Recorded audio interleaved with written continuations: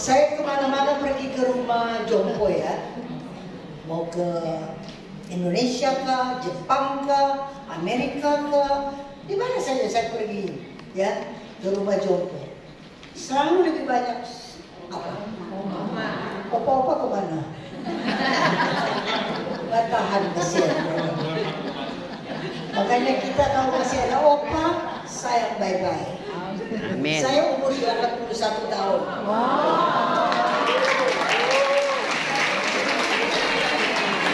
Suami saya umur 92 tahun. Dia nggak bongong, nggak tuli, matanya nggak pakai kacamata, jelas. Dia tidak pikun dan jalannya lurus tegak. Dan sampai hari ini dia melayani. Saya melayani, dia melayani. Sama-sama kita kuat dalam Yesus. Amin. Amin. Mari kita saling menghargai, saling menghormati, dan saling mengasihi. Amin. Saya. Lite fel moppren.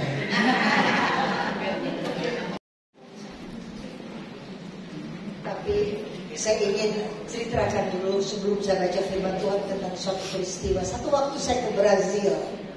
Kami dengan Ibu Meike ada tugas yang diberikan oleh gereja di mana ada pertemuan youth.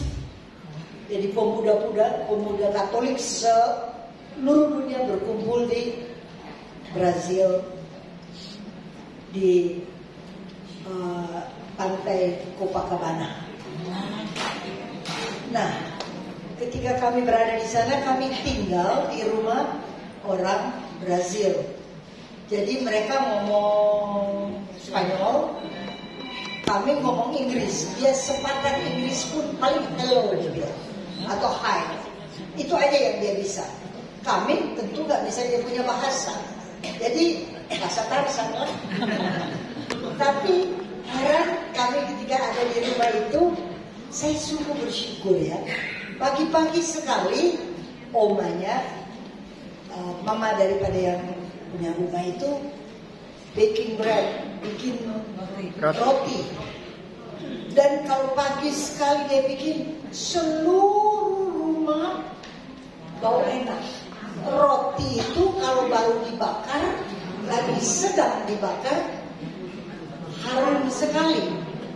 Coba kalau roti udah dingin, masih bau enak nggak? Enggak. Kalau dia dibakar. Kemudian saya renungkan, dalam hidup kita ini, kita semua diuji. Kita dibakar dengan masalah, kesulitan, dan Tuhan paling tahu masalah apa yang harus masuk di dalam hidup kita untuk menjadikan kita segambar dan serupa dengan Allah. Amin. Amin.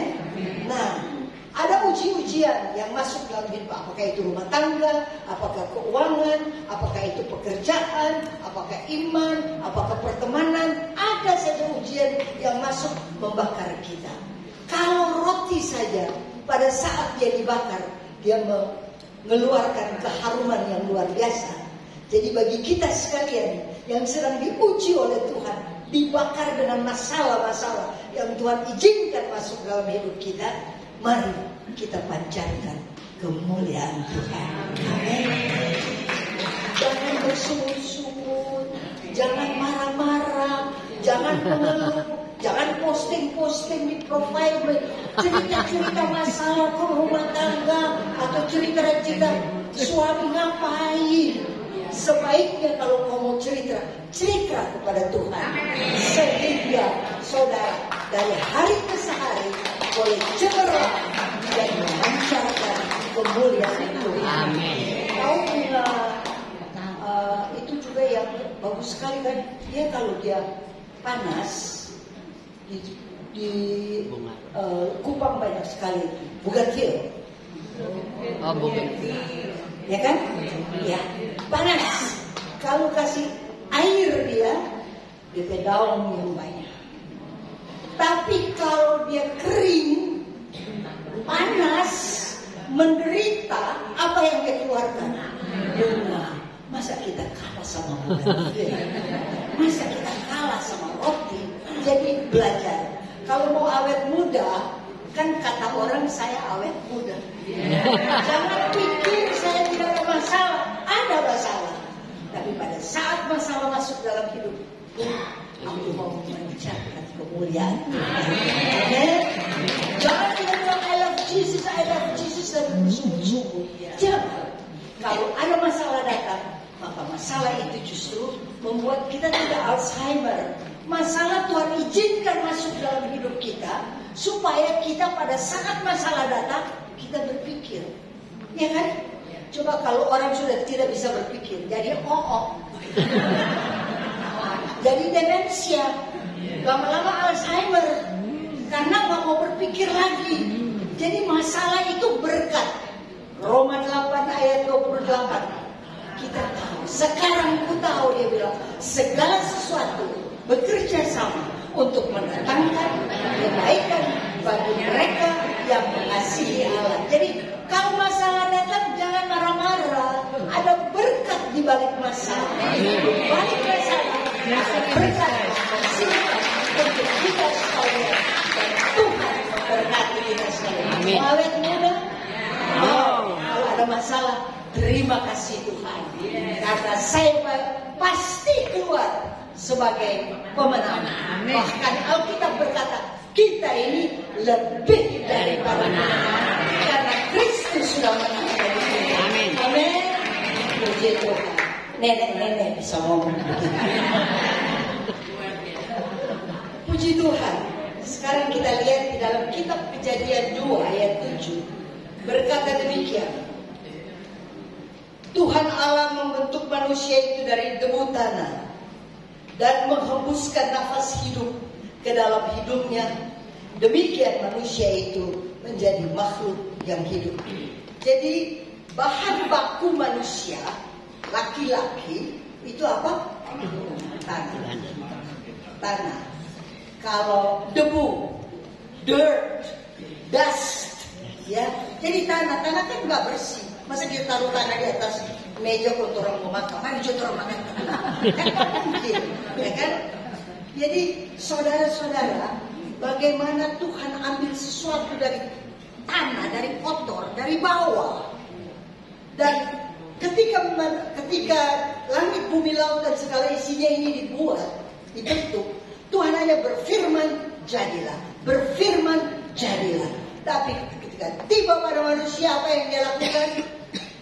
Dia membentuk, dia keluarkan energi, dia berikan tenaganya, dia bentuk dengan tangan.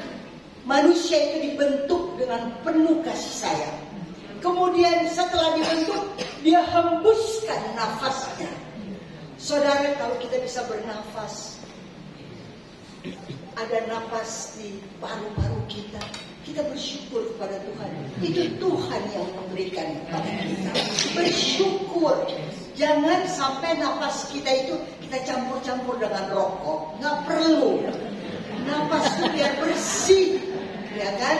Kemudian dia hembuskan nafasnya dan jadilah makhluk manusia. Nah, sekarang kita perhatikan di dalam kitab suci.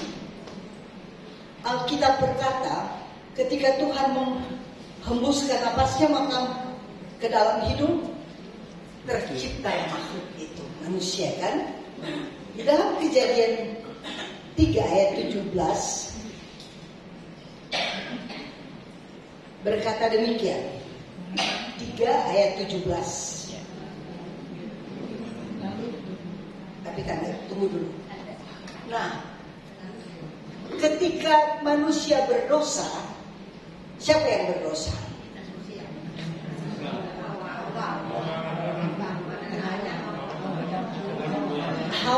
Kalau tercatat di dalam kitab suci, satu orang berdosa, seisi dunia genap.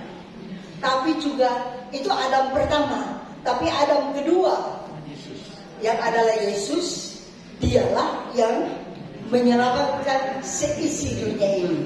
Dikatakan nggak ada dua orang berdosa. Hawa tidak disebut. Hanya satu orang berdosa. Saudara perhatikan di dalam kitab Roma 5, saudara bisa bacakan bahwa satu orang berdosa, maka seisi dunia berdosa. Kenapa dikatakan satu orang? Karena Tuhan berbicara kepada siapa? Adam. Pada Adam. Dia berkata, jangan makan, kamu cuma boleh makan ini, buah ini dari sana. Dari seluruh Taman Eden kamu boleh makan, tapi satu pohon ini jangan. Mana lebih banyak? Satu atau banyak? Atau seisi Taman Eden? Kan banyak sekali boleh dia makan, tapi yang satu ini tidak. Tapi apa yang dibuat? Ada. Sebetulnya saudara, Hawa itu, perempuan itu kalau dalam Tuhan dia powerful. But if she's not godly, aduh, dia lebih jahat dari iblis. Benar. Perempuan itu bisa jahat sekali.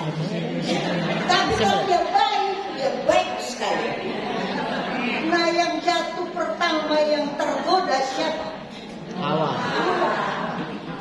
Dia jalan-jalan, dan kemudian ditawarkan. Aduh, iblis itu putar balik. Jadi semua firman Tuhan dia putar balik. Untuk perempuan suka sekali putar balik. Segala cerita putar balik ya. Makanya pakai baik-baik telinga. Kalau ada sedikit putar balik, stop. Jangan jadi berdosa. Tapi si Hawa dia percaya kepada iblis. Nanti katanya kamu jenuh, dikibulin aja deh. Maka dia makan. Ketika Hawa makan itu buah, apakah kemuliaan Tuhan sudah diangkat dari dia? Ya. Tidak. Oh, belum. Tidak. Karena dia kan gak dapat perintah dari Tuhan. Oh, Adam ya. Dia pergi ke Adam. Adam ngapain? Harusnya ada wibawa surgawi. Bapak-bapak ingat ya, mesti ada wibawa surgawi pada ibu. Jangan tak iyo-iyo pada ibu. Ya, si Hawa kan sebetulnya gampang sekali kalau si Adam bilang stop ya. Nah, takut kan, orang takut sama laki-laki. Tapi kalau dia kasih biarin aja. Tuh Hawa udah ngobrol sama si iblis, bahkan makan tumbuhan dia mau dia. Hilang kuasa. Kemudian kata si Hawa kepada Adam, dia cuma bilang, Mas, cobain deh. Enak dong. Apa kata si Adam?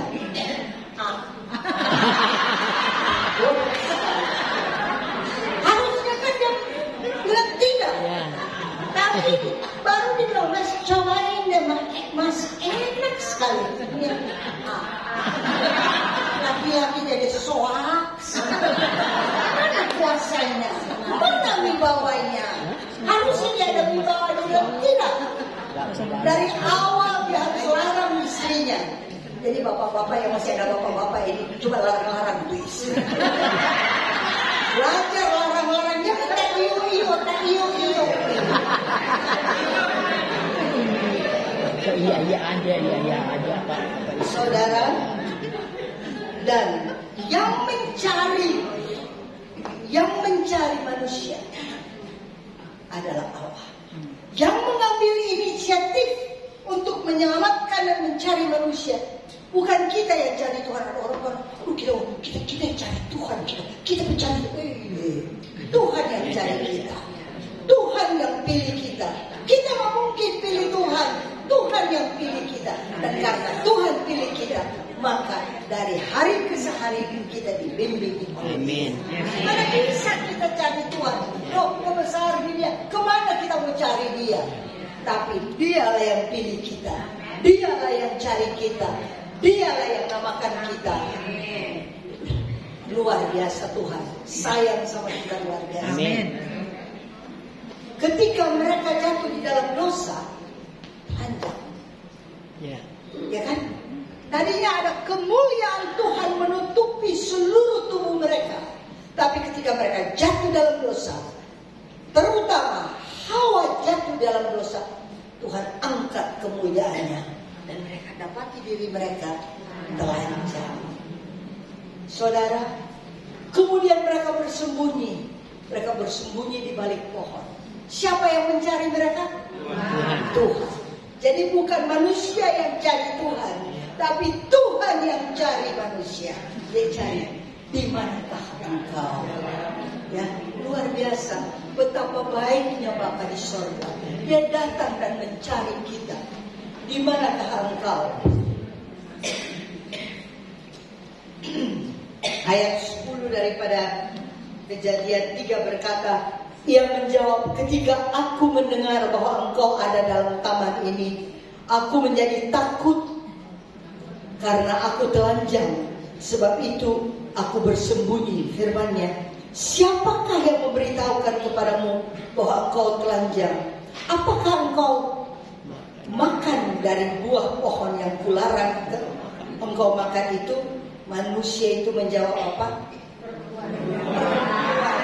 Dia nggak mau bertanggung jawab. Jadi bapak-bapak itu diajar untuk bertanggung jawab. Di mana dia diajar bertanggung jawab? Ada taman Eden, pelihara dan bertanggung jawab, berusaha. Makanya laki-laki jadi pengusaha. Mereka kalau jadi pengusaha, hebat-hebat. Ya. Karena mereka diperintahkan untuk usahakan itu taman. Tapi karena dia melanggar, dia tidak taat, dia tidak bertanggung jawab, dia itu perempuan. Perempuan bilang apa? Ular. Kenapa tuh ular? Sering kali kita di dalam kehidupan ini kita lempar tanggung jawab kepada orang lain. Kita mau bertanggung jawab. Selalu betapa sering kita dengar orang berbiasi, dia yang suruh, dia. Padahal ingat, kalau kita bilang dia ada berapa jari dan tunjuk? Iya, 3. Ada 3 dan kasihan. Iya. Dia tunjuk sama kita. Periksa batinmu, periksa kehidupanmu, saudara. Nah, dan perempuan itu bilang apa? Kenapa dia ular? Ular mau bilang apa lagi? Supaya nggak bisa bilang. Saudara, ada rahasia yang sungguh amat sangat bagus. Dikatakan di sini, manusia itu menjawab, perempuan itu yang kau tempatkan di sisiku, dialah yang memberi buah pohon itu kepadaku, maka aku makan. Kemudian berfirmanlah Tuhan kepada perempuan, apakah yang kau buat? Jawab perempuan itu, ular itu yang memperdayakan aku, maka aku makan. Ayat 14, lalu berfirmanlah Tuhan Allah kepada ular, karena engkau berbuat demikian, terkutuklah engkau di antara segala ternak, di antara segala binatang hutan, dan perutmu engkau akan menjalar, dengan perutmu engkau akan menjalar, dan debu tanah akan kau makan seumur hidup. Perhatikan baik-baik. Makanan ular apa? Tanah. Masa itu dia di tanah. Siapa itu tanah? Kita. Manusia. Kalau kita tidak di dalam Tuhan, kita ini makanan iblis. Kalau kita tidak di dalam Tuhan, kita ini makanan iblis. Alkitab berkata, di dalam Kristus aku adalah ciptaan baru. Yang lama sudah berlalu, sesungguhnya yang baru sudah datang. Penting sekali bagi kita sekalian untuk lahir baru, untuk jadi ciptaan baru. Saudara dan saya wajib, penting sekali lahir baru. Terima Yesus sebagai Tuhan dan Juru Selamat, karena di dalam Dia kita adalah ciptaan baru. Yang lama sudah berlalu, sesungguhnya yang baru sudah datang. Aku bukan makanan iblis lagi. Amin. Katakan kepada temanmu di sebelah, saya bukan makanan iblis. Saya adalah ciptaan baru. Yang lama sudah berlalu, sesungguhnya yang baru sudah datang.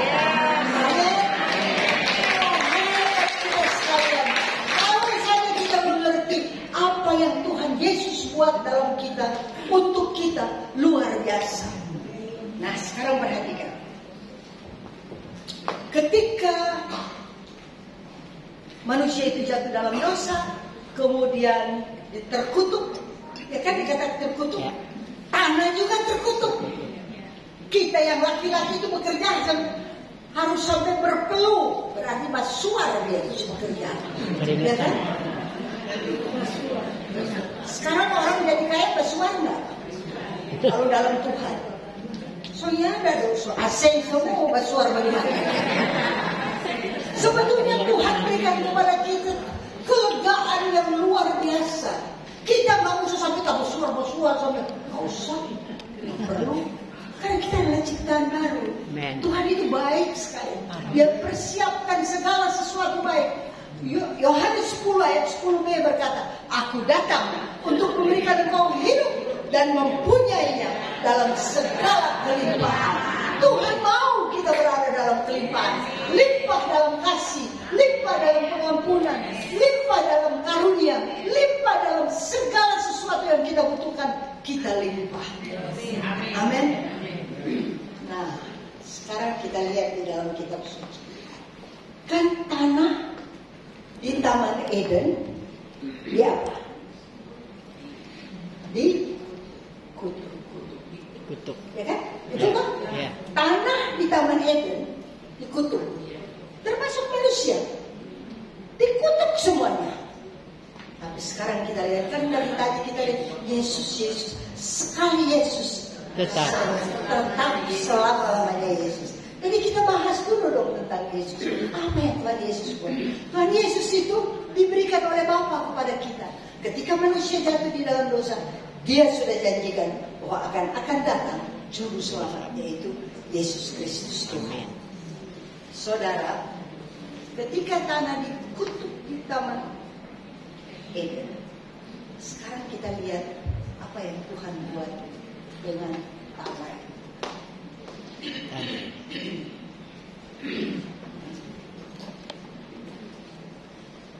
Masih ingat beberapa waktu yang lalu ada di medsos, satu bapak dengan 3 anaknya, dia terjun dari lantai 5. Kamu masih ingat ya, beberapa bulan lalu dia terjun dari lantai 5 dan semuanya mati dong, ya kan? Nah, kenapa dia buat demikian? Kalau saudara baca di medsos, apa yang dikatakan? Stres. Sekarang kita buka Injil Lukas 22.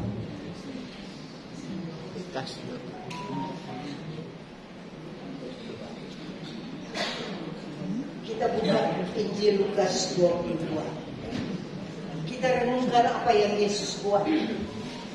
Ada Taman Eden, dan kita lihat apa yang Tuhan buat di Taman Getsemani. Ada 2 taman. Taman Eden, di sana berkarya siapa? Adam kan? Adam pertama. Dia gagal. Kehendaknya dia jual pada si jahat. Dia nggak pakai kehendaknya. Tapi di Taman Getsemani, Tuhan berada. Dia 100% Allah, namun dia jadi 100% manusia. 100% manusia dia. Kemudian berkatalah di dalam ayat 42, Ya Bapa, katanya, jika engkau mau, cawan ini dapat dilalukan daripadaku.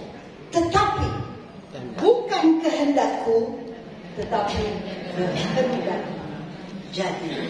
Jadi kalau di Taman Eden, Adam pertama dia jual kehendaknya pada si iblis. Kalau di Taman Getsemani, kehendak daripada Tuhan Yesus, dia punya kehendak juga sebagai manusia kan?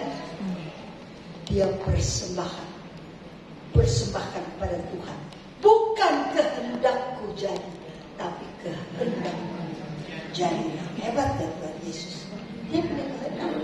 Kemudian dia begitu ketakutan. Kenapa dia takut?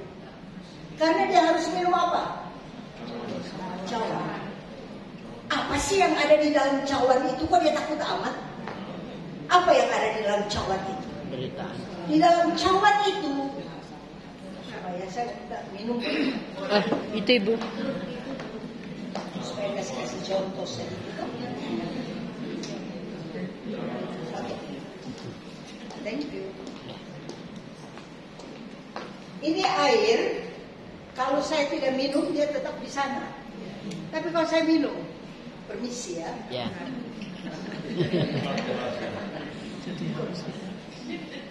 Kenapa minuman? Kalau aku minum, air ini jadi satu sama saya. Gak bisa dikeluarin lagi. Sudah masuk, jadi satu. Jadi begini, ketika Tuhan takut sekali minum cawan ini. Ada apa di dalam cawan? Kok dia takut? Dia begitu takut sampai peluhnya berubah menjadi apa? Darah. Dan kemana dia bertetesannya ke darah? Darah itu bertetesan kemana? Menurut Alkitab. Bertetesan ke tanah. Jadi tanah di Taman Eden yang terkutuk, tanah di Taman Getsemani oleh darah anak domba Allah dikuduskan dan diberkati. Amin. Amin. Kalau orang dari tanah Manado diberkati, Benar. dia subur-subur Iya. karena Tuhan memberkati. Amin. Kalau kita sekalian saat ini hidup dalam berkat Tuhan, karena Tuhan memberkati. Ini tulang-tulang leh. Ini kan tulang perempuan, ya Tuhan yang memberkati. Sekarang kita perhatikan, dia begitu ketakutan. Ada apa sih di dalam cawan itu? Dalam cawan itu ada dosa, ada kutuk, ada AIDS, ada munafik, ada kanker, ada perzinahan, ada bohong, ada penipuan, just name it. Semua yang buruk ada di dalam cawan itu. Dan Tuhan harus minum. Dia yang tidak berdosa dijadikan dosa karena saudara dan saya. Di dalam dia ambil semua dosa kita. Dia absorb. Dia hisap semua dosa kita. Dia jadikan dosa itu satu dengan dirinya. Aduh. Sebetulnya dia gak bisa mati. Gak bisa. Aku adalah jalan, kebenaran, dan hidup. Orang mati dia panggil bangkit. Lazarus kan. Dan dia harus panggil Lazarus, keluarlah engkau. Andaikan dia di depan kuburan dan dia bilang keluarlah engkau, maka Peter, Mince, sama semua keluar. Karena dia adalah kehidupan. Ya. Makanya dia harus panggil. Spesifik dia panggil siapa? Dia harus Lazarus panggil. Kalau dia tidak panggil, semua yang mati bangkit. Karena dia adalah kehidupan. Betul. Nah, jadi nggak mungkin dia mati toh? Iya. Karena dia adalah kehidupan. Kenapa dia bisa mati? Dosa kita. Karena pada saat itu, Iya. ketika dia berada di kayu salib, minum dulu ya. Iya, minum.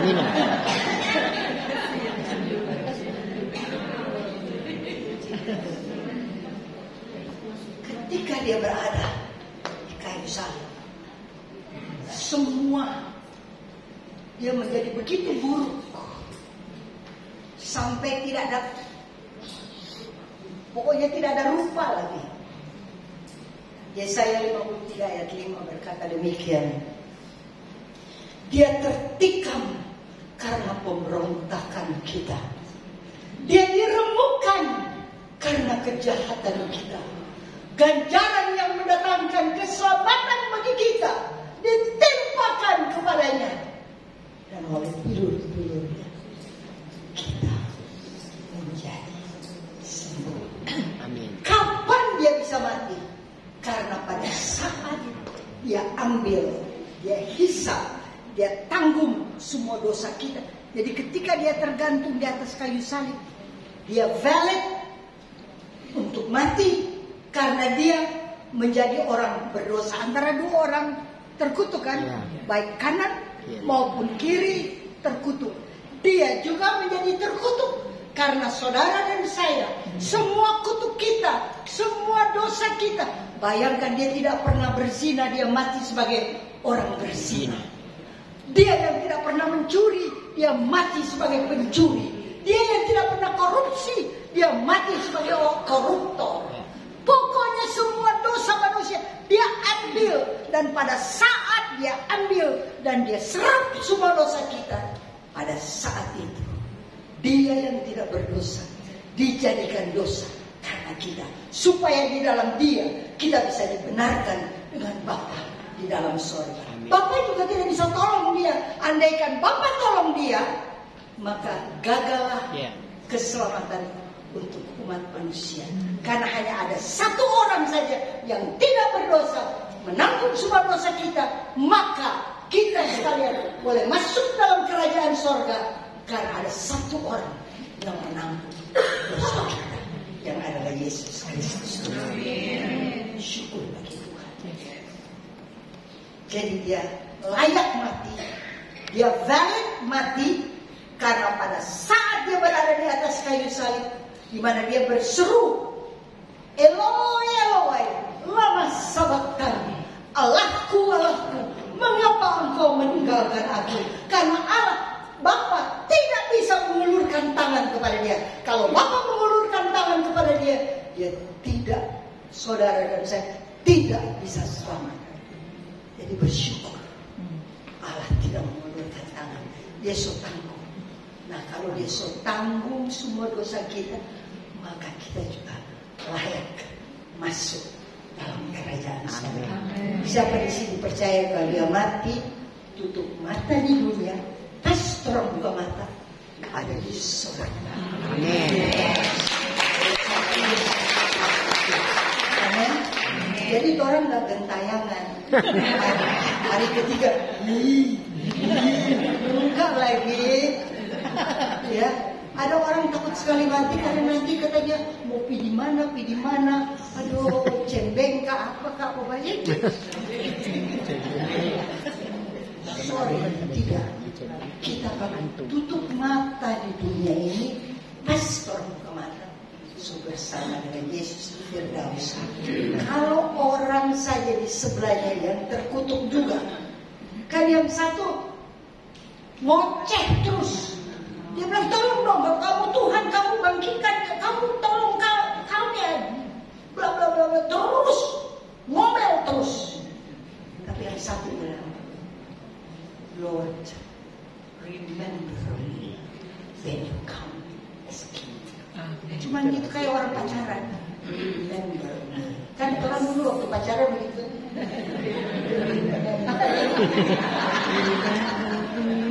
Genit begitu. Ya kita kan mau loh pacar kita ingat kita. Masa mau ingat orang lain? Ya kan? Kan cuma remember me. Dia cuma bilang begitu. Dia bilang tuh orang jahat itu, kami ini layak. Kami layak dihukum. Kami layak mati begini, dia dalam hatinya. Tapi dia tidak bersalah, tidak berdosa. Jadi pengakuan dosa itu penting, sangat penting. Kalau di gereja kami ada pengakuan dosa. Kita mengaku dosa bukan kepada manusia, tapi kita mengaku dosa kepada Allah. Kan kita juga suka saling mengaku gitu kan. Jadi bukan mengaku pada manusia, tapi kita mengaku kepada Allah. Semua curhat itu pengakuan dosa itu curhat, dan curhat dalam arti kata yang sebenarnya. Semua isi hati, semua kesalahan kita jangan sembunyi, jangan cari pastor yang ngomong. Sembunyi dosa, jangan. Ucap, itu maksudnya latih. Pengakuan dosa bukan berarti mengaku pastor. Itu kemudian orang diampuni oleh pastor, bukan itu maksudnya.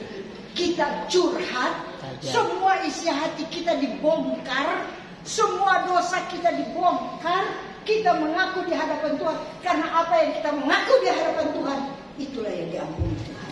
Amin. Jangan sembunyi-sembunyi itu dosa. Jangan. Mengaku saja apa yang kesalahan kita. Bilang, ada orang yang cari-cari pastor bohong, kasihan. Supaya dia sembunyi ke dosa. Gak bisa. Kita harus mengaku. Bersihkan hatimu, hidupmu. Dan Tuhan mengampuni kita. Yang bisa mengampuni dosa kita hanya Allah. Amin. Di dalam kamar pengakuan dikatakan masuk Tuhan mengampuni dosa. Oh, puji Tuhan. Rasa enak tuh. Kalau saya dengan teman-teman aja bilang, mana dosa sudah, mana salah sudah. Kita senang dong. Kita senang. Padahal teman yang ngomong. Apalagi kalau dikatakan Tuhan mengampuni. Oh, terima kasih. Jadi saudara, ketika orang jahat, orang terkutuk di samping Tuhan Yesus berkata, remember me. Apa kata Tuhan? Hari ini juga engkau bersama-sama dengan aku di Firdaus. Firdaus itu kan surga. Di Firdaus kan mau dong. Makanya saya bilang tadi, tutup mata di dunia ini, buka mata. Kita sudah surga. Kita tidak ada tanpa transit. Tidak ada transit. Kita akan gentayangan. Kita masuk surga. Amin. Amin. Siapa yang sangat percaya kalau dia mati, dia masuk surga karena telah dibersihkan darah pertobatan. Oh, haleluya. Kita semua masuk dalam kerajaan. Siapa di sini tidak pernah berdosa? Tidak berani, tidak berani. Aku juga tak berani. Aku juga orang berdosa. Tapi di dalam Kristus saya dibenarkan. I'm the righteousness of God in Christ. Amin. Dia telah benarkan aku. Dia telah layakkan aku. Dia telah kuduskan aku dengan darahnya yang kudus. Terpuji-pujilah nama Yesus. Amin. Nah, kita lihat di dalam Alkitab di sini bahwa kitab suci berkata, dia kan peluhnya berubah menjadi darah kan, ya kan? Rupanya di dalam secara medis itu bisa dibuktikan. Kalau ada dokter bisa, ada dokter nggak di sini? Ada, udah dibuktikan. Ada namanya hematohidrosis. Jadi peluh berubah jadi darah itu namanya hematohidrosis, yaitu titik stres yang paling akut. Titik stres yang paling akut. Manusia dibuktikan ini oleh Tuhan Yesus. Dia tembus kan semua minus kita. Yesus turun dan ubah menjadi plus. Amin. Semua minus kita, Tuhan Yesus turun dari surga dan ubah menjadi plus. Amin. Amin. Terpujilah Tuhan Yesus. Jadi Yesus pernah stres. Jangan pikir. Jadi apa yang kita alami, Yesus ketika masuk di dunia ini, dia alami juga. Dia juga stres. Sama nggak stres? Mau minum, orang nggak pernah berzina dibilang berzina. Orang nggak pernah mencuri dibilang pencuri. Orang tidak pernah terkutuk dia dari surga mulia. Dia mesti tanggung semua. Apa nggak stres gitu? Dia mesti minum itu, makanya dia stres. Dia ketakutan sampai malaikat datang menghibur sama dia. Karena dia stres. Sebegitu stresnya, peluhnya berubah menjadi darah. Yang tadi namanya hematohidrosis. Kalau manusia nggak tahan. Kalau dia stres, dia jadi gila, atau dia bunuh diri. Cuma itu aja. Dia jadi gila, atau dia bunuh diri. Nggak tahan. Tapi Tuhan buktikan semua yang manusia alami, dia menangkan bagi saudara. Amin. Jadi nggak usah stres. Bilang sama temanmu, Tidak usah stres. Tuhan Yesus stres. Jangan stres ya. Tambah stres. Tuhan Yesus sudah bayar stres. Jangan stres. Amin. Luar biasa. Di atas kayu salib dia tahu. Dan kita berkata, ketika dia haus, dikasih apa? Ampun, asam.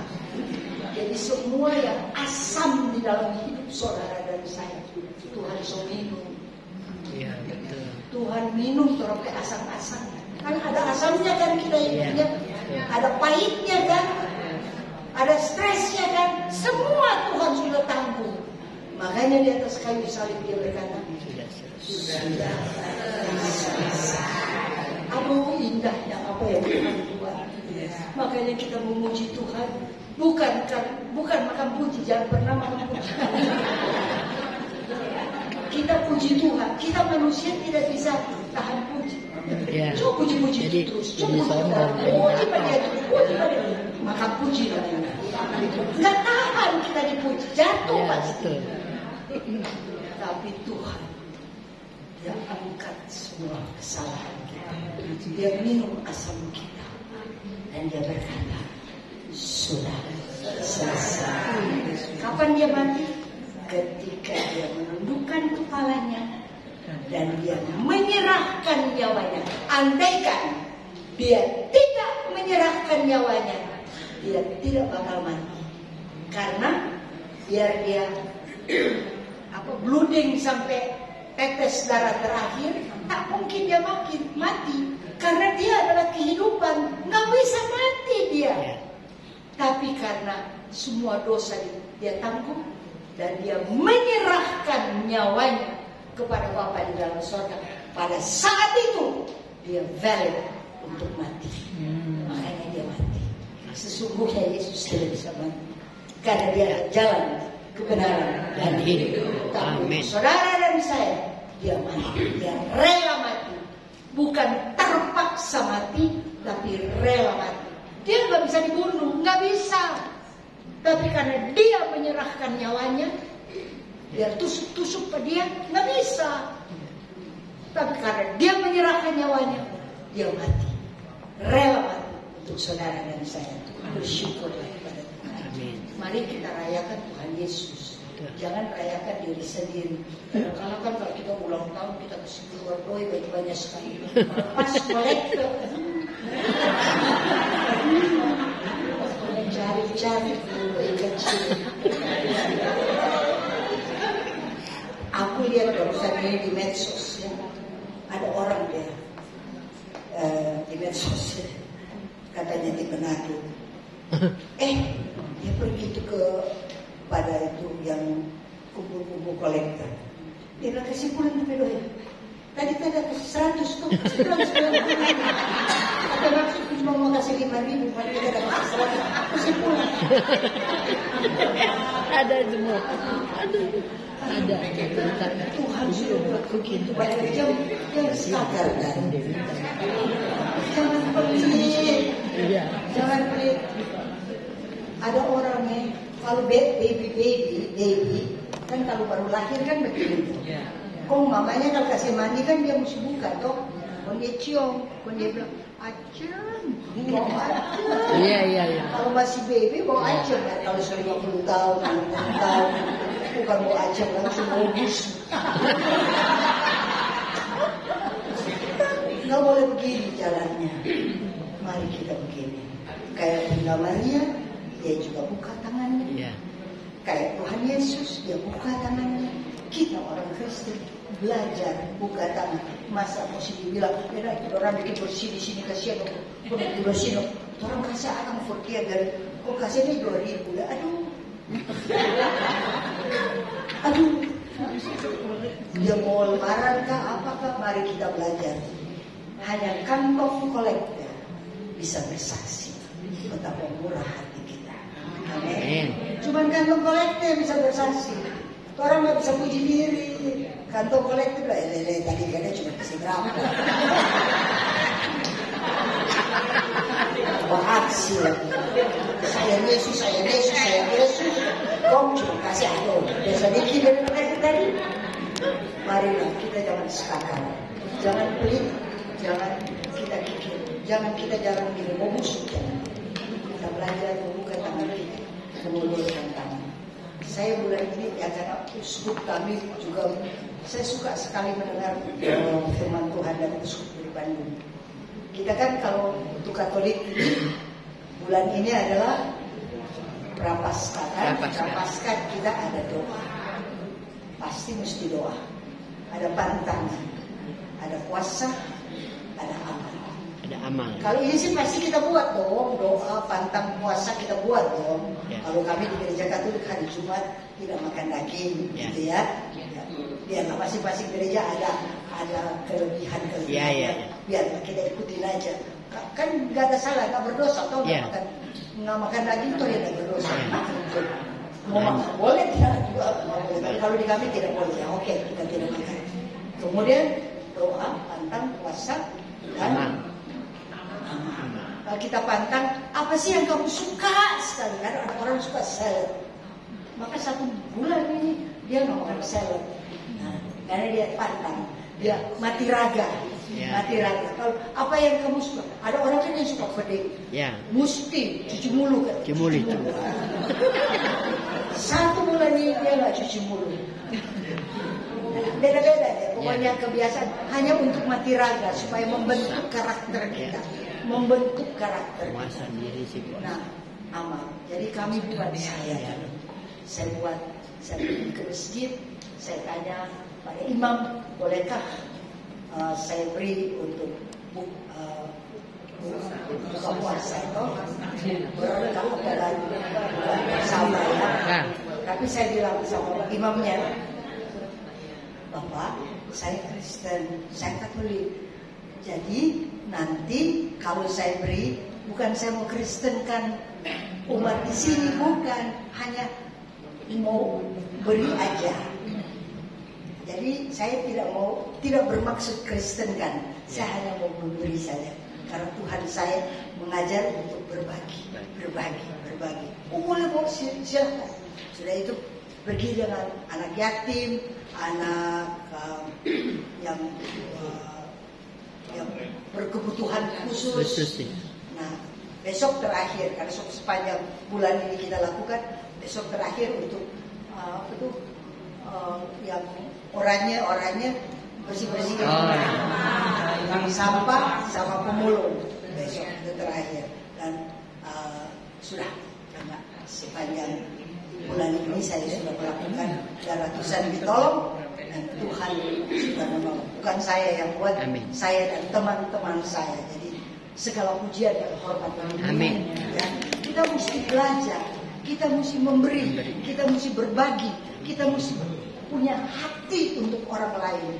Kita mesti lihat, kalau Mother Teresa mengajar, belajarlah melihat Yesus di wajah orang. Kan biasanya orang lihat dia punya kekurangan, kelebihan, orang punya kelebihan, dan orang punya posting, orang punya ini, orang punya ini. Orang lain itu dia kok jelek, nggak boleh. Kita belajar melihat Yesus di wajah orang. Amin. Itulah yang kami lakukan. Jadi bagi kita sekalian, dengar apa yang Tuhan buat, renungkan apa yang Tuhan buat. Tuhan sudah tanggung bagi kita sekalian. Satu waktu kelak kalau kita mati, masuk dalam kerajaan surga. Amin. Kita adalah ciptaan baru, yang lama Sudah berlalu, yang baru sudah datang. Kalau kita mau ngomong, mau ngobrol sama Yesus, jangan karota, ya. Kalau Bernardo bilang karota, karena ada film kan itu karota. Gosip. Mulut kita pakai untuk memuliakan Tuhan. Amin. Dan firman Tuhan berkata tadi bahwa ganjaran yang mendatangkan keselamatan bagi kita ditimpakan kepada Dia dan oleh bilur-bilur Kristus. Mari kita bangkit berdiri dan kita berdoa.